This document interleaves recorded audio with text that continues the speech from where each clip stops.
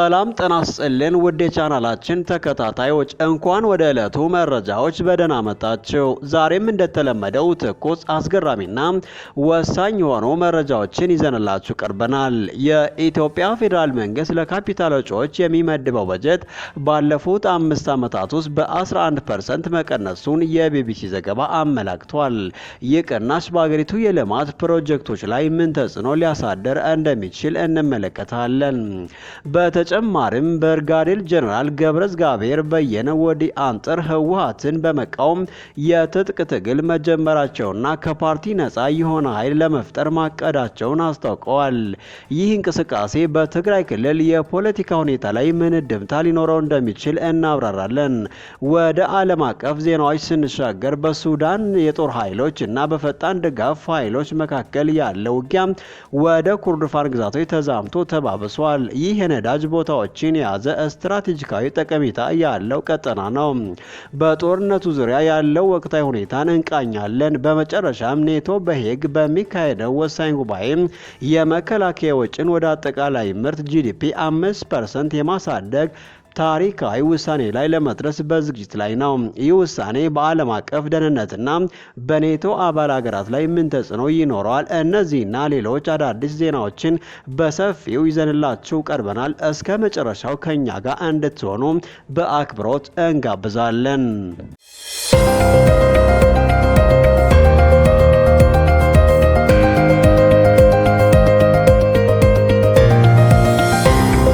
ለካፒታል ወጪዎች የሚመደበው በጀት ድርሻ በ5 ዓመታት ውስጥ በ11 በመቶ ቀነሰ።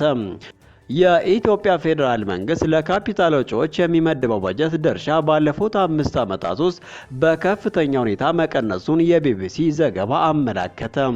ከ2014 ዓ.ም ጀምሮ እስከ 2018 ባለው ተከታታይ የበጀት ዓመታት ውስጥ ከአጠቃላይ የፌዴራል መንግስት በጀት ድርሻ ለካፒታል ወጪ የሚመደበው ገንዘብ በ11 በመቶ ቀንሷል። ይህ የካፒታል ወጪ መንግስት በጤና፣ በትምህርት፣ በመንገድ ግንባታና በሌሎች መሰረተ ልማቶች ላይ የሚያደርገውን ኢንቨስትመንቶች ለመሸፈን የሚያውለው በመሆኑ ለሀገር ልማትና እድገት ወሳኝ ሚና ይጫወታል። ለ2018 በጀት ዓመት ከተመደበው 1.93 ትሪሊዮን ብር አጠቃላይ ዓመታዊ በጀት ውስጥ ለካፒታል ወጪ የተመደበው 415.2 ቢሊዮን ብር ሲሆን ይህ ከአጠቃላይ በጀቱ 21.6 በመቶ ድርሻ ይይዛል። ይህ አሁን ካለቀው 2017 በጀት ዓመት የ22.72 በመቶ ድርሻ ያነሰ ሲሆን ከ2014 ዓ.ም የ32.67 በመቶ ድርሻ ጋር ሲነጻጸር ደግሞ የከፋ ቅናሽ ያሳያል። ይህ ቅናሽ የፌዴራል መንግስት የበጀት ትኩረት ከአዳዲስ የልማት ፕሮጀክቶች ይልቅ በመካሄድ ላይ ያሉ ነባር ፕሮጀክቶችን በማጠናቀቅ ላይ መሆኑን የሚያሳይ ነው።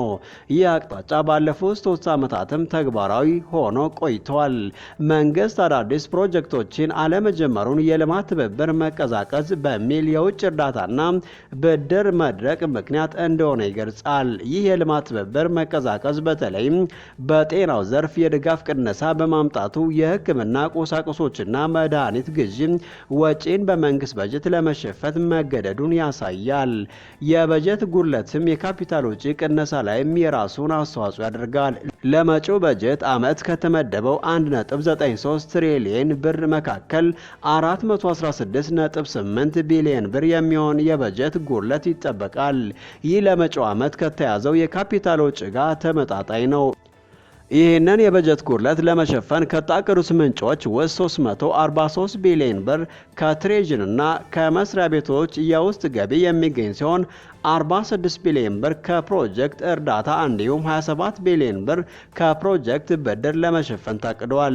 የገንዘብ ሚኒስቴር የበጀት መግለጫው ለካፒታል የሚመድበው በጀት በዋናነት የተጀመሩ ፕሮጀክቶችን ለማስፈጸም ብቻ እንደሚሆን ግምት ውስጥ ገብቷል በማለት አዳዲስ የልማት ፕሮጀክቶች እንደማይጀመሩ ፍንጭ ሰጥቷል። ከጠቅላላው የካፒታል ወጪ ውስጥ 74.5 በመቶ የሚሆነው ገንዘብ ለትኩረት የሰጣቸው ዘርፎች የተመደበ ሲሆን ከነዚህም ውስጥ ከፍተኛው ድርሻ የሚይዘው 93.6 ቢሊዮን ብር ለዋናና ለአገናኝ መንገዶች ግንባታ እንዲሁም ነባሮቹን ለማጠናከርና ለማሻሻል ነው። በተጨማሪም 44.5 ቢሊዮን ብር ለከፍተኛ ትምህርት ተቋማት ነባር ፕሮጀክቶች ማስፈጸሚያና ለአጠቃላይ ትምህርት ጥራት ማሻሻያ ፓኬጅ የተመደበ ሲሆን 18.3 ቢሊዮን ብር ደግሞ የመስኖ ልማትን ለማስፋፋት ተመድቧል። ይህ የካፒታል ወጪ ድርሻ ማነስ በህዝብ ተወካዮች ምክር ቤት አባላት ዘንድ ስጋት ፈጥሯል። የፓርላማ አባላት እንደ ዶክተር ከፈና ኢፋና ዶክተር ደሳሌ ጫኔ የካፒታል ወጪ በጀት ከፍተኛ መሆኑና አዳዲስ ፕሮጀክቶች አለመጀመራቸውን በተመለከተ ጥያቄዎችን አቅርበዋል። ገንዘብ ሚኒስትሩ አቶ አህመድ ሺዴ በበኩላቸው የሀገሪቱ የገንዘብ አቅም የሚፈቅደውን ያክል ከፍተኛውን በጀት ለመመደብ ጥረት መደረጉን በመግለጽ ምላሽ ሰጥተዋል። ይህ የበጀት አዝማሚያ በኢትዮጵያ የረጅም ጊዜ ልማት ላይ ሊያስከትል የሚችለውን ተጽዕኖ ከቅርበት መከታተል የሚገባ ጉዳይ ነው። ይህ በእንዲህ እንዳለ ብርጋዴር ጀነራል ገብረእግዚአብሔር በየነ ወዲ አንጥር ህወሓትን በመቃወምና ከፓርቲ ነጻ የሆነ ኃይል ለመፍጠር በማለትም የትጥቅ እንቅስቃሴ መጀመራቸውን አስታወቁ። ብርጋዴር ጀነራል ገብረእግዚአብሔር በየነ ወዲ አንጥሩ ህወሓትን በመቃወም የትጥቅ እንቅስቃሴ የጀመሩ ሲሆን ከአፋር ክልል ጋር በሚዋሰን አካባቢ የራሳቸውን ሰራዊት እየገነቡ መሆናቸውን ይናገራሉ።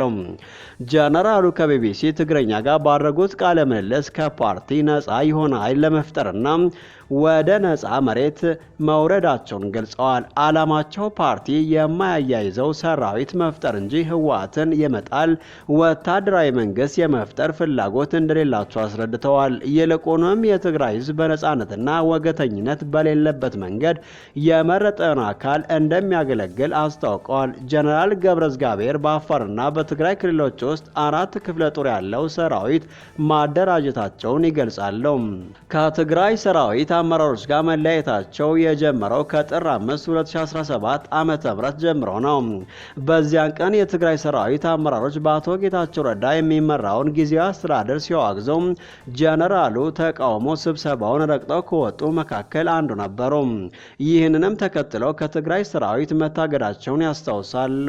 ጀነራሉ ከፓርቲ ጋር ተጣብቆ የሚሾም የሚሽር ኃይል ለማውጣት ትውልዱ መተው እንደማይፈልጉና ወገንተኛ ያልሆነ ፍትሃዊ ኃይል ለመፍጠር እየተንቀሳቀሱ መሆናቸውን አጽንኦት ሰጥተዋል። በጦርነት ውስጥ ያለውን ትግራይ ዳግም ወደ ግጭት የማስገባት ስጋት ቢኖርም ጀነራሉ ለተቃውሟቸው ጠበንጃ ማንሳትን የመረጡትን ምክንያት ያብራራሉ። ህወሓት የራሱን ውሳኔ ካልጠበቅኩ ትጠፋለህ፣ መኖር አትችልም፣ ከትግራይ ትጠፋለህ የሚል ጫና እንደደረሰባቸው ገልጸዋል። እኔ ኢንተርናሽናል ጀነራል ነኝ፣ ይህንን ሆኜ የህወሓት ሚሊሻ መሆን አልፈልግም በማለት የህወሓት የፓርቲ የበላይነትን እንደማይቀበሉ አሳይተዋል። መጀመሪያ ላይ ልዩነታቸውን በጽሁፍ ለመፍታት ሞክረው እንደነበር ገልጸው በመጨረሻም ሊያስቸግሯቸው መሆኑን ሲያውቁ ለመውጣት መወሰናቸውን ተናግረዋል። እስካሁን ለታጣቂ ቡድናቸው ስም እንዳልተወሰነ የገለጹት ጀነራሉ እስካሁን 3-4 ግንባሮች አሉን ብለዋል። ከፌዴራል መንግስት ጋር ምንም አይነት ድጋፍ እንደማያገኙም ጨምረው ገልጸዋል። ጀነራል ገብረእግዚአብሔር በ1974 ዓ.ም ህወሓትን የተቀላቀሉ ሲሆን እስከ ክፍለ ጦር አመራርነት እንዲሁም የፌዴራል መንግስት የሰሜን ዕዝ አስተዳዳሪና ምክትል አዛዥነትን አገልግለዋል። የትግራይ ጦርነት ከመጀመሩ ጥቂት ወራት በፊት በጡረታ ቢሰናበቱ በትግራይ ጦርነት ወቅት ወታደራዊ አመራር ሆነው ተሰልፈው ነበር። በአሁኑ ወቅት በአፋር የሚንቀሳቀሰው የታጣቂ ቡድን አመራሮች መካከል አንዱ ናቸው። ይህ በእንዲህ እንዳለ በኮርዶፋን 3 ግዛቶች ውስጥ የሱዳን ጦርነት ተባብሷል። በሱዳን የጦር ኃይሎችና በፈጣን ድጋፍ ኃይሎች መካከል ያለው ውጊያ ከዋና ከተማይቱ ካርቱም ወደ ኮርዶፋን ግዛቶች በተለይም ወደ ሰሜን፣ ደቡብና ምዕራብ ኮርዶፋን ተዛምቶ ተባብሷል።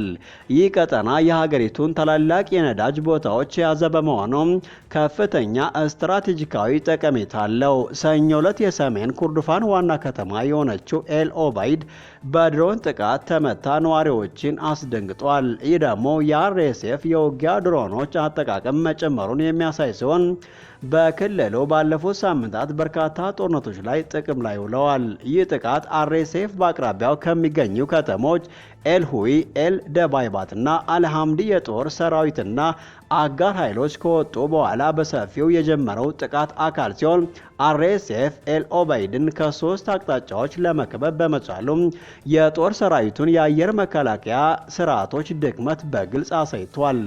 በምዕራብ ኮርዶፋን ባባኖስ ከተማ አካባቢ ከባድ ግጭት ቀጥሏል።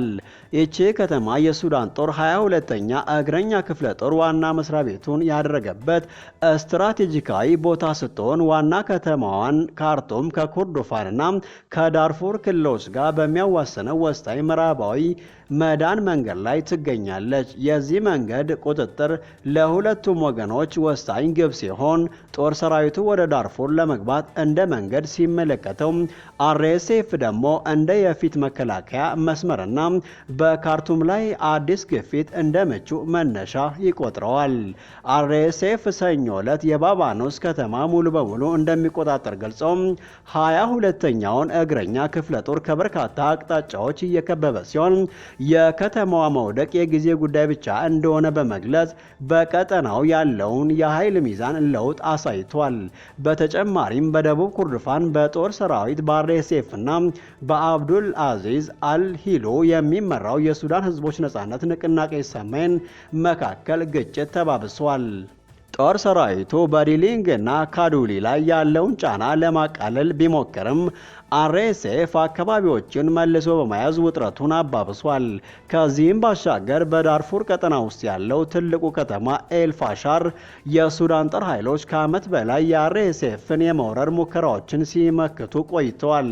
ይህ በቀጠናው ውስጥ ያለውን ሰፊና ውስብስብ ግጭት ያሳያል። የኮርዶፋንን ክልል መካከለኛው ሱዳን ከምዕራብ ዳርፉር ጋር የሚያገናኝ በመሆኑ እዚያ ያለው ውጊያ ለሁለቱም ወገኖች ከፍተኛ ስትራቴጂካዊ ጠቀሜታ ያለው ሲሆን የሁለቱም ኃይሎች የሚቀጥሉት እርምጃዎች የሱዳንን አጠቃላይ ሁኔታ ለመወሰን ወሳኝ ይሆናል። በመጨረሻም ኔቶ በሄግ በሚካሄደው ወሳኝ ጉባኤ ከዓለም አቀፍ ስጋቶች አንጻር የመከላከያ ወጪን ወደ አጠቃላይ ጂዲፒ 5% የማሳደግ ታሪካዊ ውሳኔ ላይ ለመድረስ በዝግጅት ላይ መሆናቸውን ገለጸው።